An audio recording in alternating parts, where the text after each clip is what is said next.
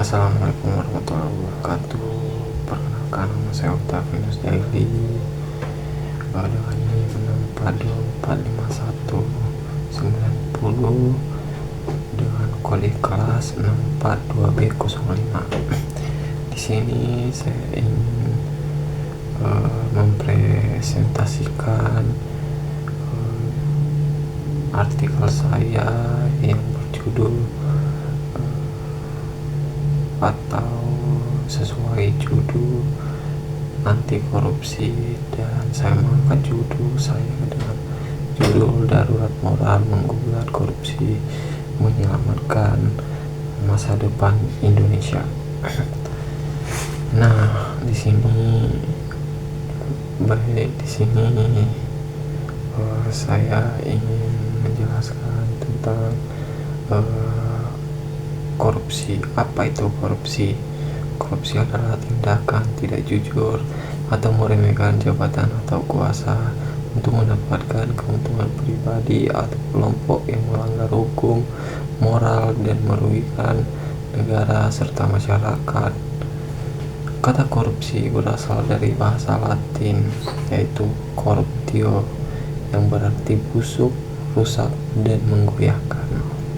Di sini juga definisi korupsi yaitu penyalahgunaan wewenang jabatan publik untuk kepentingan pribadi, masalah etika dan integritas, bukan hanya hukum, pengkhianatan terhadap sumpah jabatan dan amanah rakyat, dan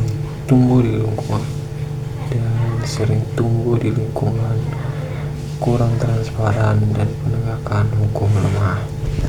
Bentuk-bentuk korupsi tersembunyi pertama dari grafis, yaitu pemberian hadiah terkait jabatan yang dianggap atau budaya, dari bentuk benturan kepentingan seperti keputusan dipengaruhi kepentingan pribadi dan keluarga, juga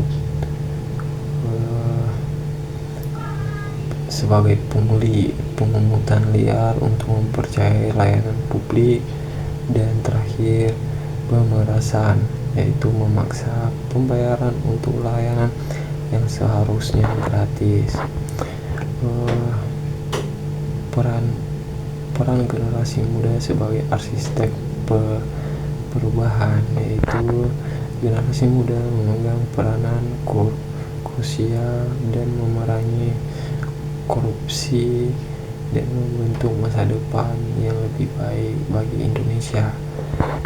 Seperti modal utama, idealisme yang belum terkontaminasi dan penguasaan teknologi digital. Yang kedua yaitu arsitek perubahan, bukan hanya penonton tetapi arsitek perubahan. Yang ketiga, imunitas bangsa, posisi sebagai imunitas bangsa melawan virus korupsi. Dan terakhir yaitu budaya baru, di mana generasi Z dan Alpha sebagai arsitek budaya baru anti korupsi. Langkah yang harus kita hadapi, langkah nyata anti korupsi, yaitu tanamkan integritas sejak dini, kejujuran akademis, disiplin waktu, tolak menyontek, dan kedua, transparan digital, memanfaatkan teknologi untuk pengawasan, pantau open data, dan yang ketiga, tolak grafik dan pungli, yaitu berani tolak uang pelicin, laporkan korupsi. Dan terakhir yaitu literasi hukum dan politik, pilih pemimpin berdasarkan rekam jejak integritas. Kesimpulan dari penjelasan ini yaitu korupsi adalah musuh bersama yang menahan Indonesia mencapai potensi maksimal.